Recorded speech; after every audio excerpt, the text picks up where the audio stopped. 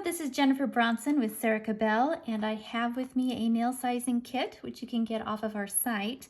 And I wanted to just share some information about these and show you how to use them. So when you order nails off of our site, you want to make sure that they're going to be a perfect fit for you. These happen to be my size, so when I put them on, they are a perfect fit for my nails. Now, this kit is the Coffin Extra Short, and if you have a particular shape that you are most fond of, be sure to pick up that shape because there are slight variances in the sizes. They're not very big. They're maybe a millimeter or so off on the different sizes, but I do recommend, if you want that perfect fit, to get the kit in the shape that you're going to be purchasing. So they come in this nice little bubble mailer. And when you're looking at what nail you want to try on, you're going to be marking your answers down here, starting with your thumb on your right hand and then thumb on your left hand. These are our standard sizes. So you can see here that they are numbered. And then these are the actual standard sizes, which you can order off of the website, or you can enter in custom sizes. So let's show you how to do this. You can see that my nails are perfectly clean. I don't have any fingernail polish on, and they're trimmed, and I've pushed back the cuticles. Now you can do that with a little cuticle pusher. Also, you can just do it with your nails.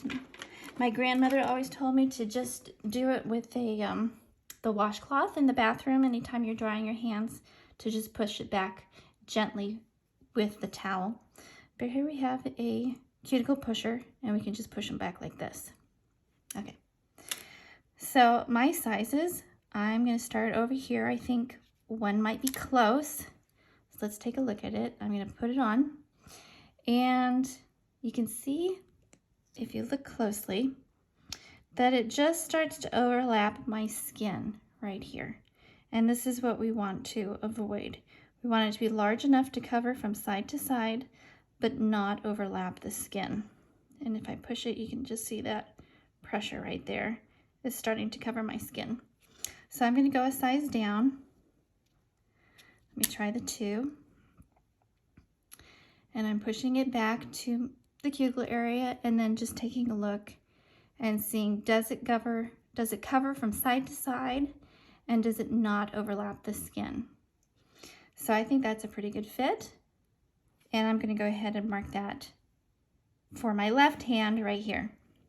And you just proceed that way.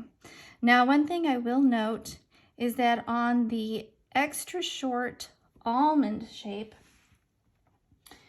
there's something to just pay attention to. And I just have a few almond shapes here to look at. And my normal size for my middle finger is this one here, which is a 5. But and this is a almond short. It's not the extra short. But even on this one, you can just start to see the edge of my natural nail bed right here. And that is one reason that I don't recommend the almond extra short unless you have very short nail beds. If your nail beds are shorter, you can get away with it. But that's one thing to keep in mind, is that you want to make sure that your natural nail bed is also going to be covered. I could move up for the almond shape to make sure I get that good coverage of my nail. Even on this size, this is a half size larger, and it's pretty good. It's pretty close, but I'm just starting to get into the area now where it's starting to cover my skin. So that's one thing I wanted to mention about the extra short almond shape, is that you have to watch out to make sure that, due to the shape, this curve right here, that you still have your nail bed covered.